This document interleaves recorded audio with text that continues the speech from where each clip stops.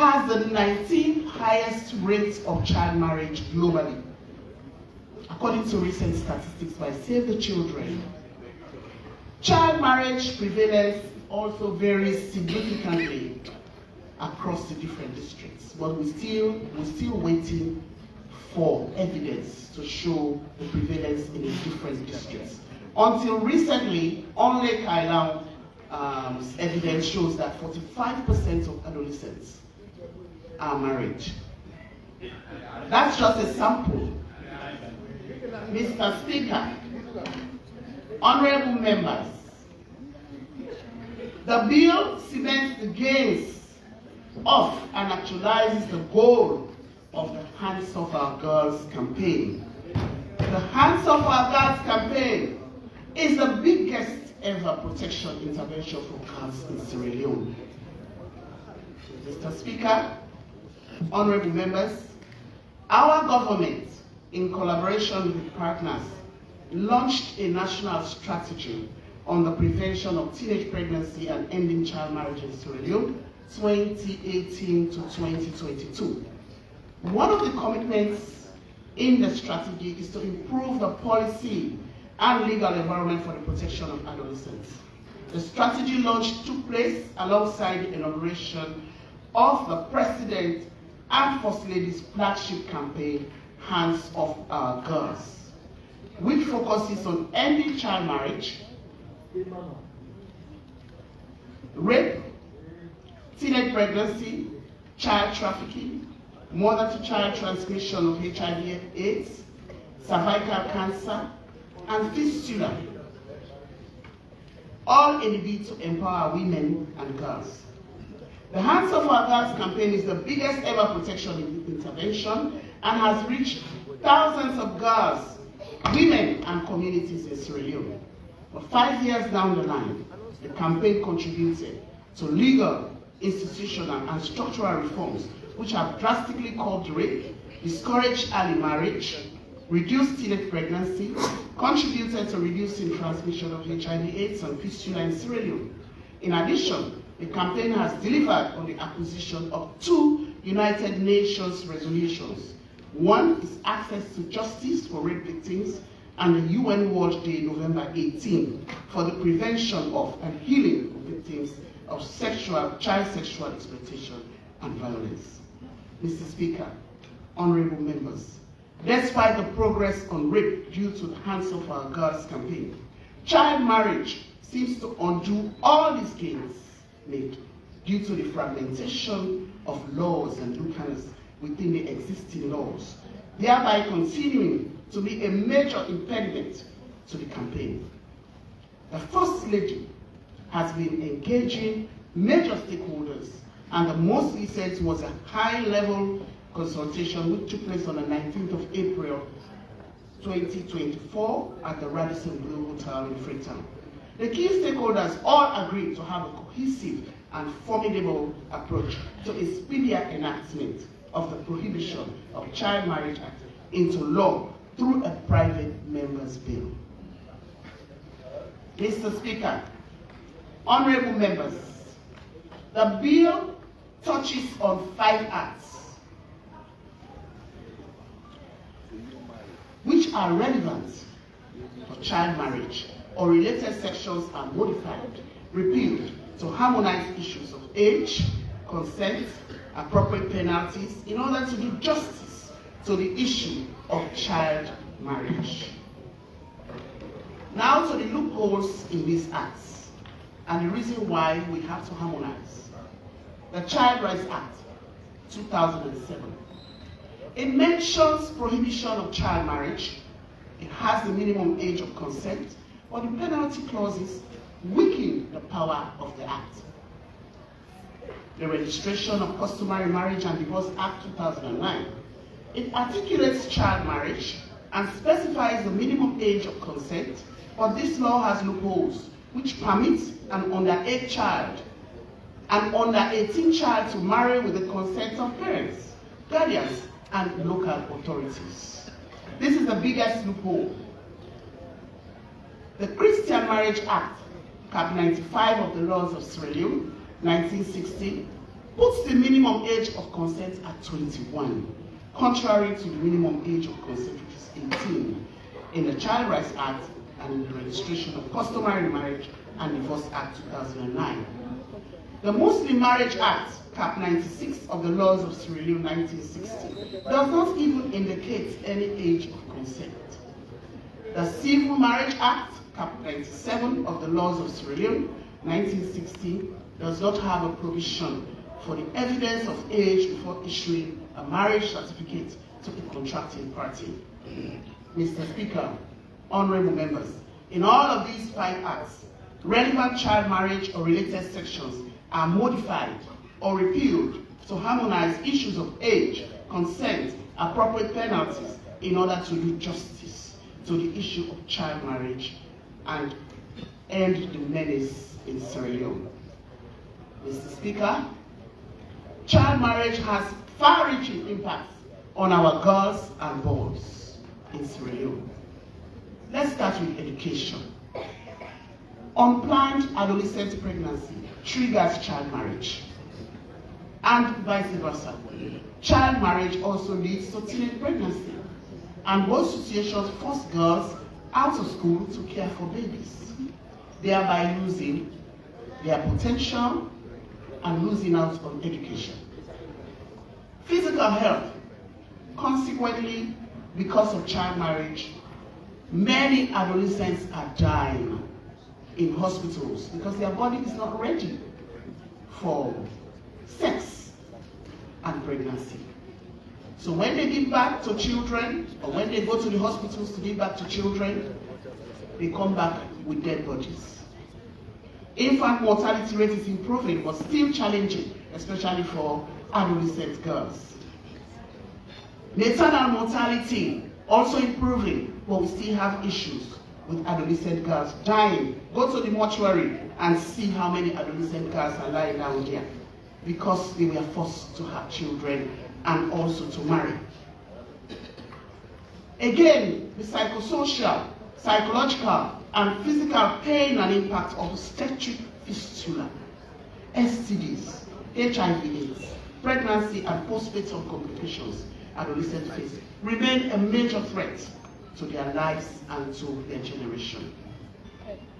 When we look at mental health, a little girl forced into marriage gets there, she doesn't want a man, but she has to comply, either because parents want to, or religious heads, or the custom and tradition, whatever prompts her, or maybe financial gains. She gets there, she doesn't love him. There's trauma, killing of dreams, and their aspirations. They come out mentally unstable.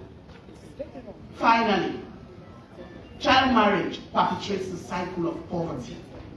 More babies, low education, less care for children, less educated youth, children of adolescents engage in drugs because the girls are girls. They cannot take care of children. Girls should be girls, not mothers. Hunger and poverty. Mr. Speaker, honorable members of Parliament, we have victims who are victors now. We have people who are ready to testify, girls, women who are ready to testify that child marriage has impacted them negatively. Some have lost their lives, some are alive, some are ready to testify. One of them testified yesterday. I would like the IT people to play a short clip. Mr. Speaker, honorable members, I now move that the bill entitled The Prohibition of Child Marriage Act 2024 be read the second time. I thank you.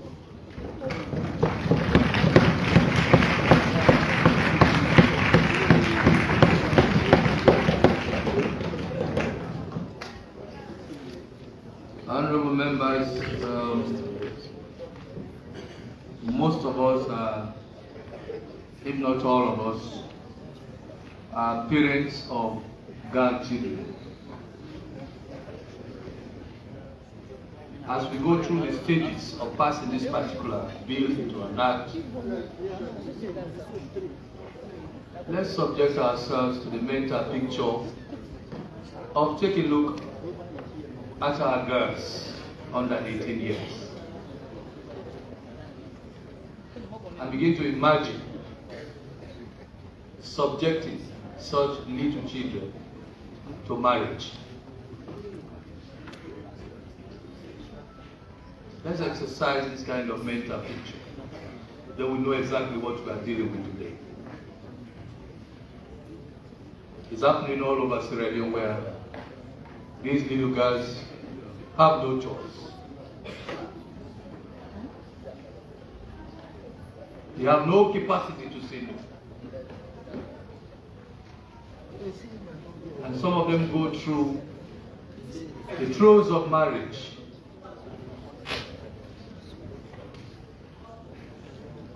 Missing a huge chunk of their childhood. Some of them are even wedded to old people, old enough to be their grandfathers.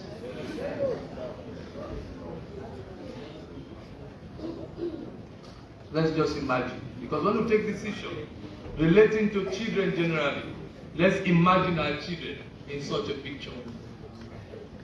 The kind of love we lavish on our girls. Let's just imagine that such girls, such little children that are our own are subjected to such ordeals. That's the kind of mental picture I want honorable members to have even as we go through the stages of this particular bill. Honorable members, the questions that the bill entitled The Prohibition of Child Marriage Act 2024 be read the second time. I particularly want to hear the voices of women in the house. Particularly.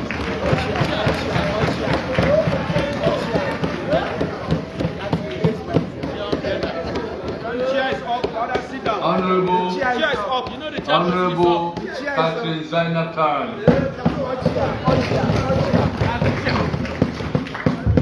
Thank you very much, Mr. Speaker. Mr. Speaker, honorable members, permit me to say a very big thank you to the mover of this wonderful and unique motion. That is the Honorable Mariama Munia Zombo from Bujongi State. Mariama, I called you. We want to say a very big thank you on behalf of the women of Sierra Leone and on behalf of the women of this house. All of us, we want to doff our hats to you and we want to say thank you very much. Mr. Speaker, honorable members, as the chairperson of Gender and Children's Affairs Committee in this house, and as a mother of 3 beautiful girls, and as a woman of substance, I want to say a very big thank you to you first and foremost, the Speaker of this house, for joining us, the women of Sierra Leone, for joining us, the women, to bring, to table, to accept, to acknowledge, and to realize the benefits of this wonderful law. Mr. Speaker, we are not here to politicize, but we are here to unify the issues of women. Mr. Speaker, as we stand here this hour, I am a fulfilled woman because we started it all the way from the 5th Parliament to have a law that will stand the test of time, to have a law that will prohibit, that will safeguard, that will protect the life of our young folks in Sierra Leone. Mr. Speaker, in 2019 in Nairobi, His Excellency the President, Brigadier Julius Maada signed the treaty that he will pass the prohibition of child marriage against 2020. And today is 2024. It's better late than never. Mr. Speaker, it is better late than never. I am the most happy, if English would permit me, those who read English, the happier woman among all the women in Sierra Leone. I said it because I know the subject and the verb, not my brother is here, but I know what I mean. Mr. Speaker, honorable member, it started yesterday when the First Lady of this country, Her Excellency, Mrs. Fatima Madabio, started a project called the Answer for Girls. if we talk about the prohibition of child marriage without making mention of that particular project, it is like we are not paying credence to what she has done as a real woman of this country. Mr. Speaker, I am impressed. People will say, oh, what is she talking about? I am talking about Sierra Leone. I am talking about the enhancement of girls. I am talking about the movement and freedom of girls. I am a Northerner, Mr. Speaker, a bona fide Northerner. Mr. Speaker, it's wrong. Sorry, I know you are on the flight. Land quietly. When the family are Mr. Speaker, I'm saying, I cannot say it's very honorable, but I'm seeing strangers in the chamber standing, I don't know, document from MPs, which is unaccepted. They are doing what? I'm still taking attendance. I don't know what is happening. So who is that standing there? Are you a star? Yes. Are you accepted in the chamber? Yes. So, Mr. Speaker, I don't want to bring it to your notice that we can only allow members who are assigned by the Speaker to involve in any thing that has to do with the chamber. Mr. Speaker. It's all right. If you want to do anything in the chamber, you bring that to my attention. Yes, yes. You seek my approval. This is my chamber.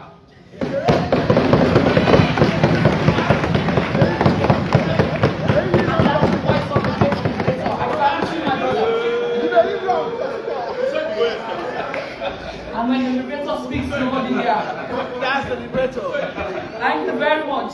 We are born generals, nothing changes that. We are doing it for the good of everybody. And that's what he's doing. Mr. Speaker. You know very soon. The 5-star general. I mean, we are not candidates. That's all. No. We are generals. Thank you very much, my leader. Mr. Speaker, honorable members, I was acknowledging her First Lady for her tremendous work that she has done for Sierra Leone. In 2017 and 2019, the First Lady, in 2019, we launched the Answer of Our Girls in Bombali. And Bombali is the headquarters town of the northern region. It was highly launched, everybody was there, all paramount chiefs of the region were there. We supported a campaign, and today, that wonderful daughter of our First Lady has given us a unique, a beautiful, a great child. And what is the child? It's the prohibition of child marriage. The prohibition of child marriage, she cannot bring to us here in Parliament. She's not an MP. She will only try her best to campaign us members of Parliament to pilot, as it is our role, as you initially said, that you will campaign us, you will convince us, you will try for MPs to bring private members on show. I want to say a very big thank you to Madam First Lady for bringing all of us on board. It is not the bill of the SLPP. It is not the law of the ruling government. It is the law that will stand the test of time. It is the law that will stand to protect our girls. It is the law that will protect all of them in that gallery. It is the law that will protect my children's children. And it is the law that will make Sierra Leone a unique nation.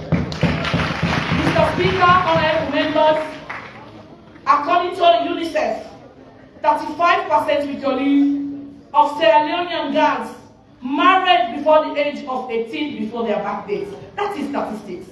And Mr. Speaker, UNICEF and UNFPA globally, they pinpoint on Sierra Leone to accelerate action on the end of child marriage. As a country, Sierra Leone is the 5th highest child marriage prevalence globally, with 44% of girls married before age 18 and 18% married before age 15.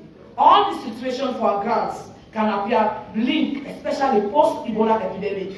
It is encouraging to note the decline in child marriage rates from 56% in 2006 to 44% in 2016. The decline shows the progress in possible and is now showing time to act decisively and decisively.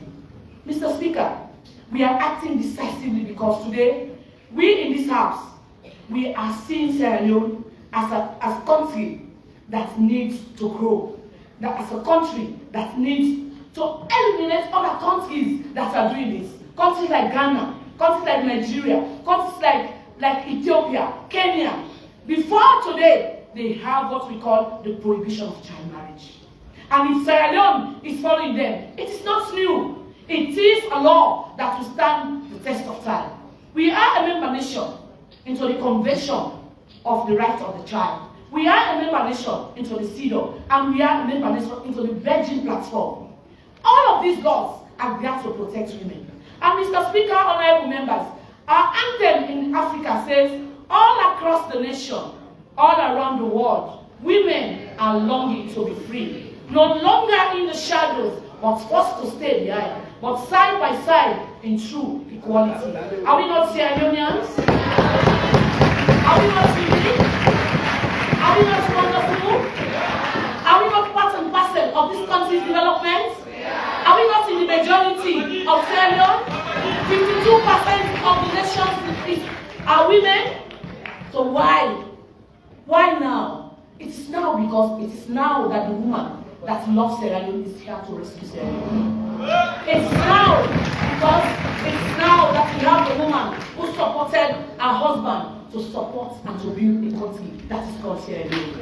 We are here to have a law, and in this law, everybody at the end of the day will say, oh, I was there yesterday. All of us, 148 members of 49, we are here today to make history, and we are making history with a private members motion. It's a history that the Speaker of Sierra Leone, as new as he is, as the Speaker of the 6th Parliament, but he's making history for Sierra Leone. So, honorable members, it is not political. Honorable members, it is not green. Honorable members, it is not red, but it's what? The green, the white, and the blue. Let us all join hands together to support this wonderful dream. Let us all join hands together to see the law that will protect our girls. All of us here are parents. Nobody in this world is not a parent. All honorable members, we have girls, and we want them to obtain the highest level of education that we have for more than us. So why can't support this wonderful bill for our children's children to see the light of the day? Mr. Speaker, as I speak, we have a video that is rolling on social media. It's telling us that the northern region is still far from development, especially the northeastern region.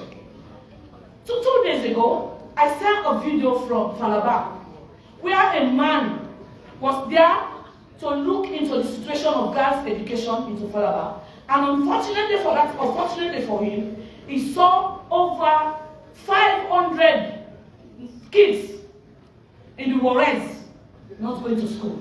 So that tells you at age 15 they are wives. That tells you at 14 they are wives, according to the culture of that particular region, where some of us came from. Mr. Speaker, yesterday we are victims, and today we are victors. We are supporting this because we are victors. We are supporting this because we are victors, and we are here to testify what happened yesterday. And we are here to tell the nation that we have agreed to Sierra Leone. Mr. Speaker, before I conclude, I know it's an abuse for the people that are watching me, the Falaba people and the Konalugu people. But please join us. Let us join hands together to protect the lives of the unknown children, to protect the lives of the vulnerable kids of Falaba. I am campaigning for Falaba because I was born in Kabbalah town. So anything that happens in Falaba is the same like Konalugu district. So join me as we move Falaba. Let us have what we call a free and quality education that is the bedrock of this country, this particular government, so that those kids will benefit what my kids are benefiting, will benefit what all of our kids are benefiting. Mr. Speaker, honorable members, with your leave in conclusion, the Prohibition of Child Marriage Act 2024 is not just a legal document, it is a commitment to the future of our nation. It is a declaration that will stand by a wall of our children, the life of children that have been robbed off, the rights of the children that have potential that have been run away with. Let us all come together across party lines, Mr. Speaker, to pass this bill and take a decisive step towards a brighter, a healthier, and a more prosperous future for all Sierra Leoneans, because the health of our children is our concern. The education of our children is our concern. Their shelter is our concern. Their living is our concern. Honorable members, the line is free. Debates for Sierra Leone. Let's talk for the benefit of this motion. Thank you very much.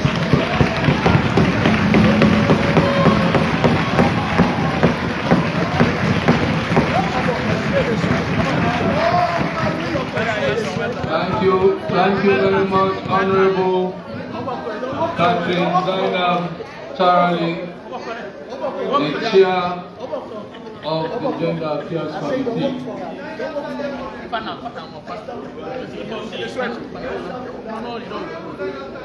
Thank you very much.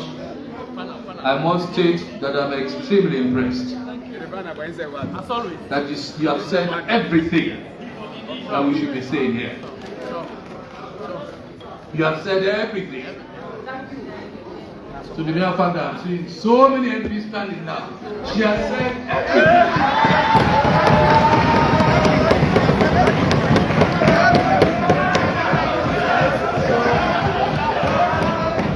What else do we have to say? So I'm only going to take one from here.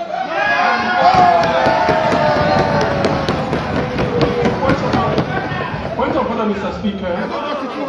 Mr. Speaker, about what you said, but the contribution I want to make a statement. Please, no technicalities. Honorable Kelly, no technicalities.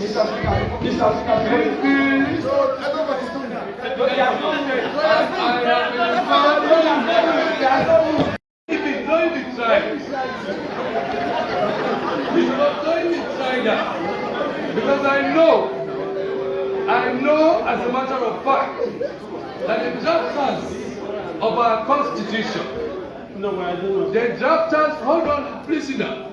Those who have such intention to raise questions related to this. And this is to educate social media lawyers.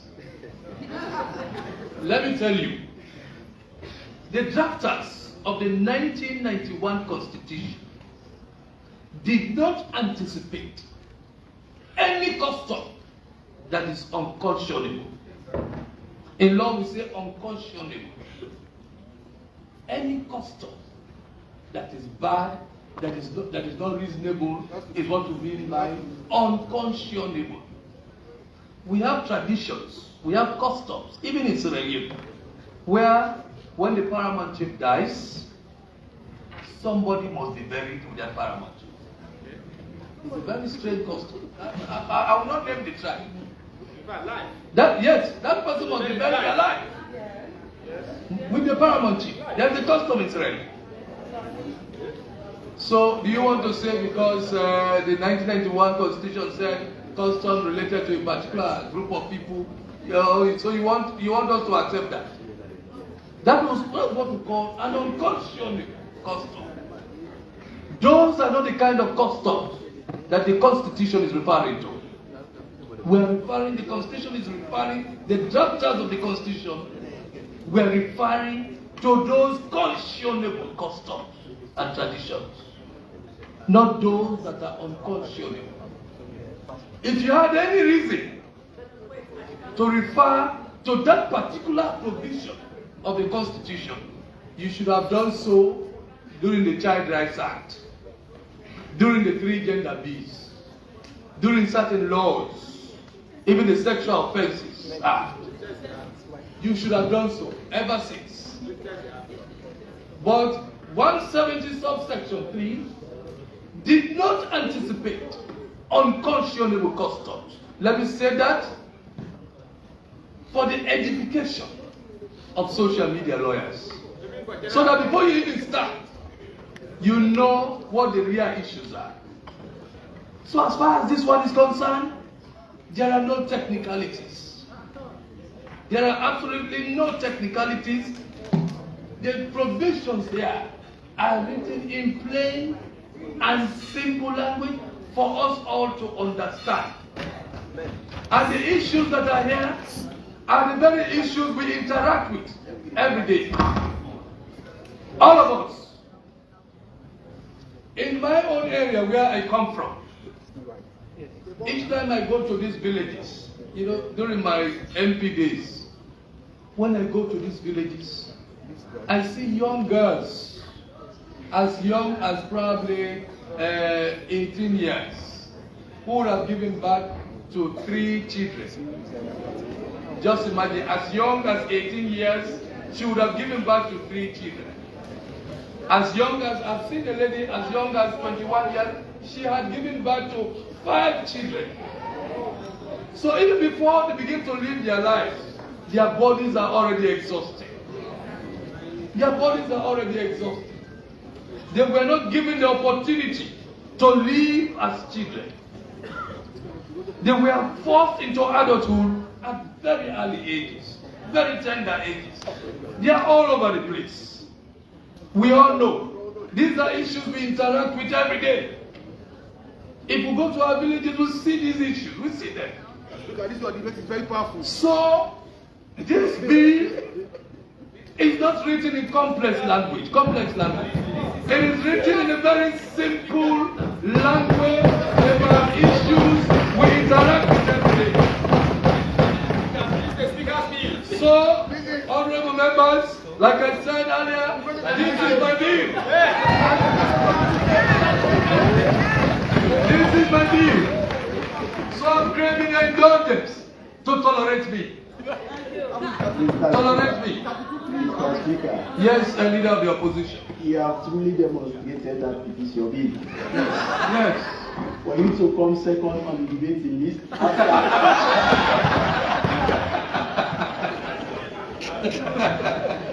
Leader of the opposition.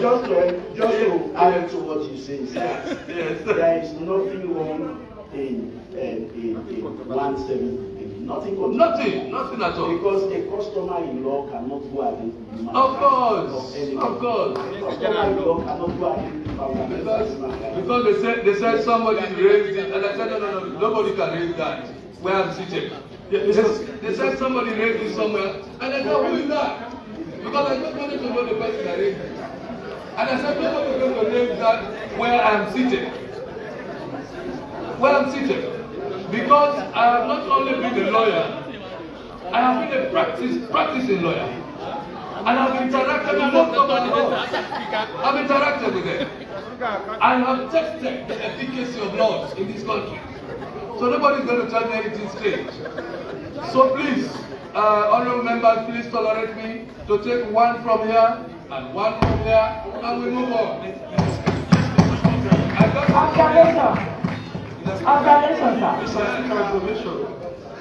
Yes.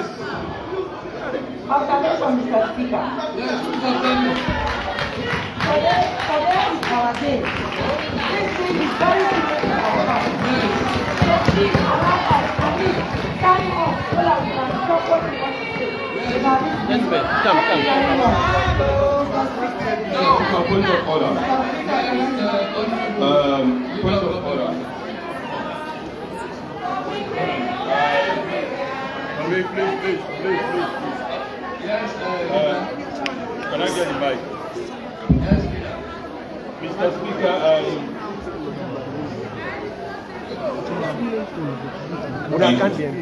Mr. Speaker, I can understand you have expressed your concern and passionate feelings, which all of us do.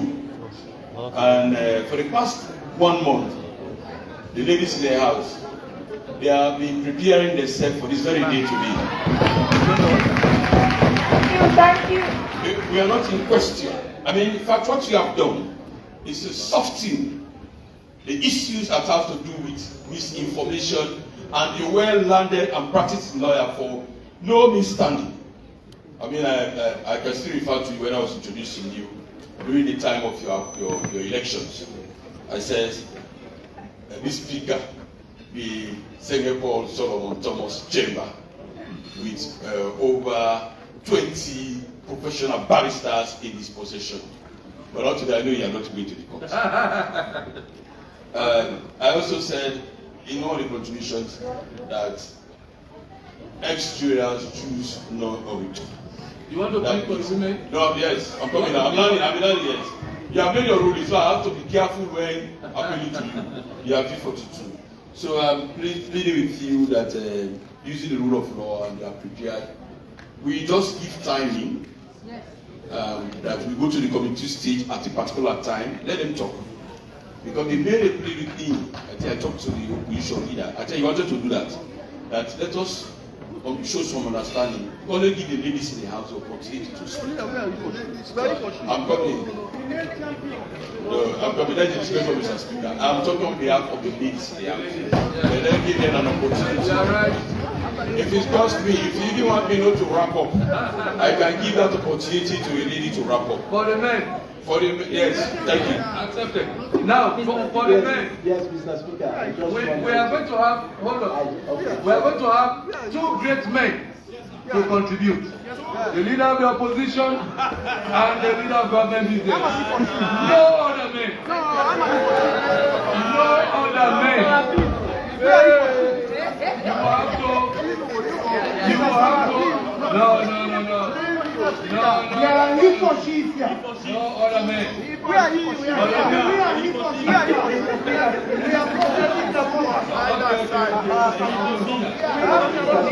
Okay, other members, yes, let me hear. Mr. Speaker, I want to join my colleague, the leader of government business, that we allocate according to 𝐓𝐡𝐞. Yes, time. We allocate specific time and have the members. Okay, honorable leaders, what time do you suggest? 5 minutes? Strictly 5 minutes? Mr. Speaker, Mr. Speaker, I want to be fair. Yes. For the ladies, we give them maximum 7 minutes. 7 minutes? Yes. For the men, we give them 3 minutes. 3 minutes. Yes. Okay, ladies 7 minutes, men 3 minutes. Let me start. Mr. Speaker, before you start, please. Yeah, before you start, please. Yes. I sometimes don't want to go against the leaders because it's spoken and I'm with them. Yes. We give them the chance, but let us make sure we caution our ladies. Yes. So that we will not be repeating ourselves. Yes. Because the movement of this motion and the chair, they said almost everything. But because they are still poised to say something, you've ruled already for 7 minutes. Like the leader has said. But let us don't repeat ourselves. Yes. So, honorable members, you know my stance on time and brevity. You know, the leader of government business has pleaded that we proceed with the debate. So please don't say that Mr. Speaker has kept you here. We are going to debate. But please make sure you don't repeat what somebody else has said. Because if somebody has mentioned a particular fact, you go to another fact. You go to another fact. Yeah, let me hear. Yes. Let me hear you, Honorable. Thank you, Mr. Speaker. Yes. Mr. Speaker, honorable members, I want to first of all thank the First Lady of this nation. Yes. Because she came out boldly to tell us about her own experience as a child, knowing her husband at the age of 12. Mr. Speaker, honorable members, most of us here in this room have gone through what she went through, but we are shy to talk about it. Yes. So she started giving us the heart to start to think about what we have gone through. And that little girl who came out, Khadija also, to tell us about her own experience, what she has gone through. I want to draw my heart out to them. Mr. Speaker, yesterday I was discussing this bill with a man and he told me, so does it mean that as long as you are not cohabiting with a child, you should have sex with that child? I told him no. And I'm very happy that these children are here this morning. Most of them with their parents listening to us. We have been taking our time to go through this bill, to have it done, just to protect them. But sometimes you hear the men say, 𝐓𝐡𝐞 𝐀 𝐥𝐥 𝐏𝐞𝐨𝐬. Please, children, I want you to know that these men, they have their own families, they have their own future. Stay away from them.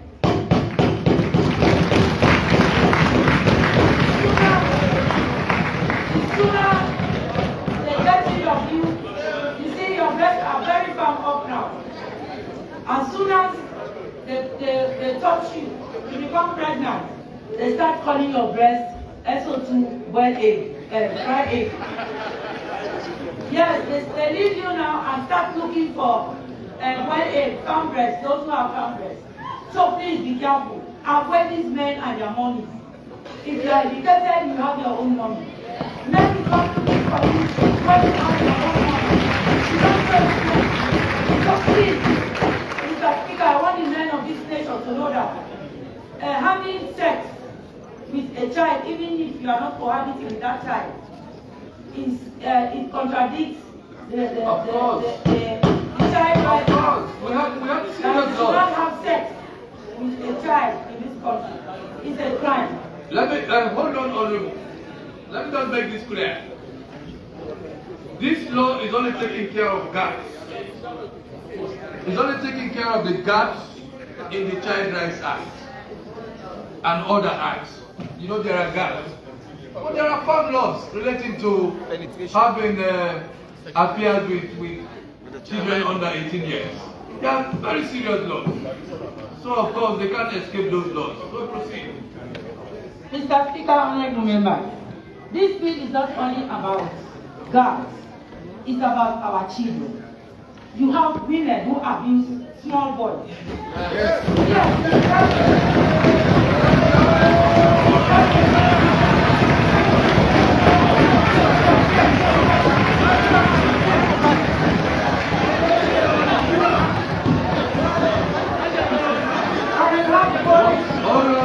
Why the excitement?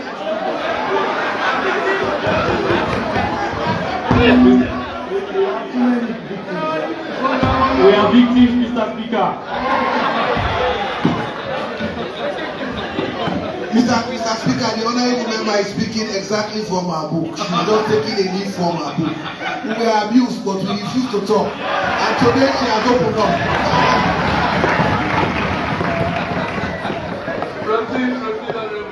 And some of these small boys run after elderly women because of money. It's not only the that child that is running after them because of money. You have boys running after women, elderly women who are well placed because of money. They call them sugar money. So this bill is not only about girls' rights, it's about the children of this nation. You see, there are some elderly men also who abuse boys. Yes. 𝐓𝐡𝐞, they call it waterway. Yes. Yes, exactly.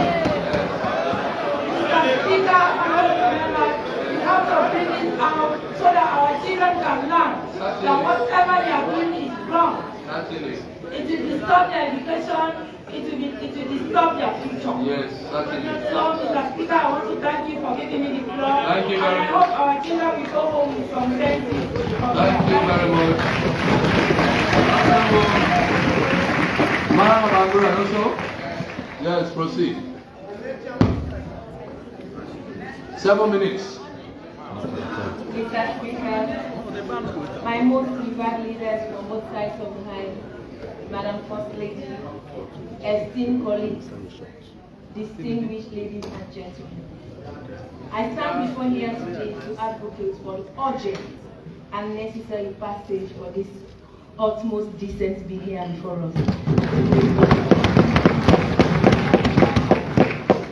Mr. Speaker, let me hang on the lips of my leader.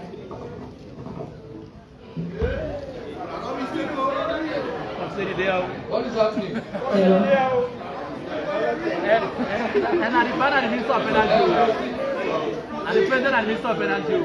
Mr. Speaker,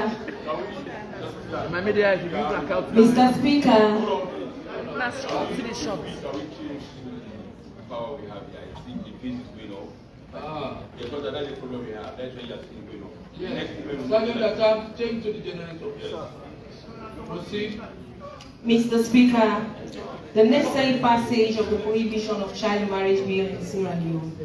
This is not only a bill, but it gives it's a beacon of hope to our children, especially the girls that are mostly the victims.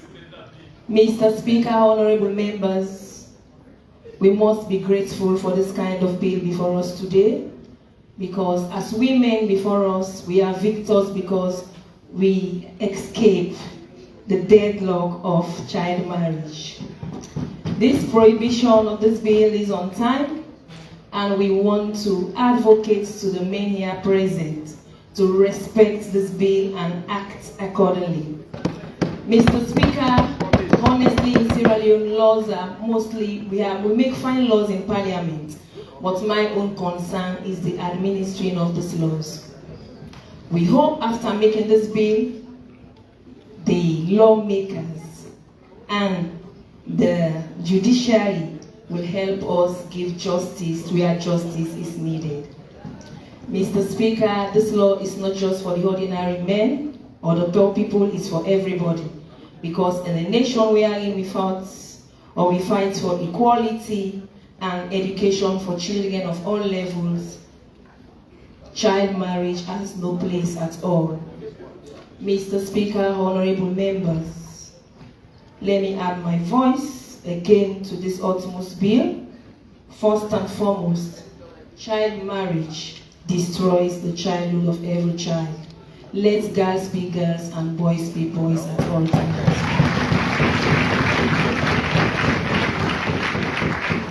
Moreover, Mr. Speaker, education is very paramount in developing the child.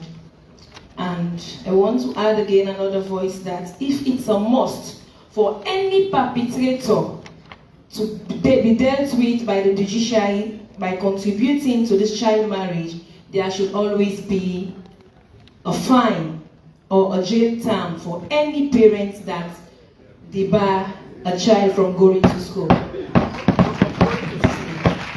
Okay.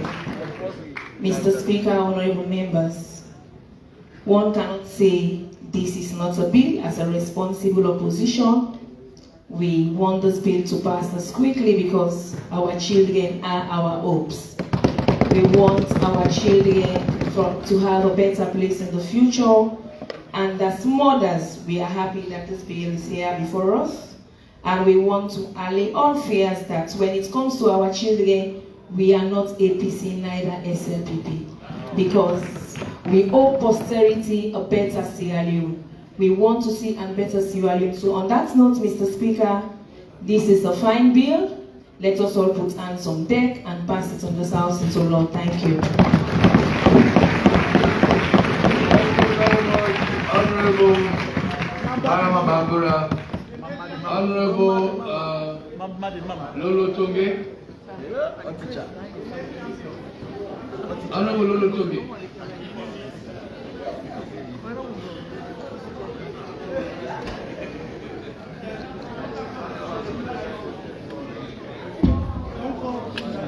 Thank you very much, Mr. Speaker.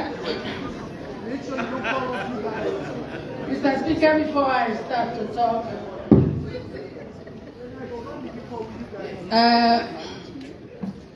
I would like to say thanks to Her Excellency and the husband and all those who were involved to the success of this bill.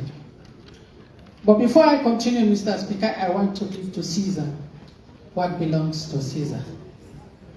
Mr. Speaker, let me use the opportunity to thank Her Excellency Mrs. Fatima Maharebio for her tremendous, relentless moves towards empowering the women and girls of our beloved country.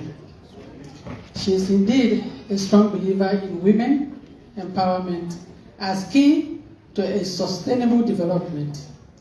Her flagship Hands Off Our Girls campaign has reduced sexual violence and child marriage. She also advocated for the free sanitary pads in schools and championed the annual United Nations World Day for the prevention and healing from the child sexual exploitation, abuse, and violence. For all of this, and again, and even more, I want to say, Madam Fatima Bio, we are grateful. And thank you, God bless you. So, now to business proper. Mr. Speaker, honorable members, child marriage is horrible. Child marriage is not good. As we all, I think, are old enough to have remembered that in the provinces, actually it doesn't happen in big towns though, but in the provinces you will see a pregnant woman, a man from nowhere will just say, 𝐓𝐡𝐞, if na pikin, na girl child, na my wife. And just today, he will keep on supporting that lady until she puts to bed. And if the child is a girl, she's going to continue. And at the age of 5 or 6, that child is taken away from. So they are changing over.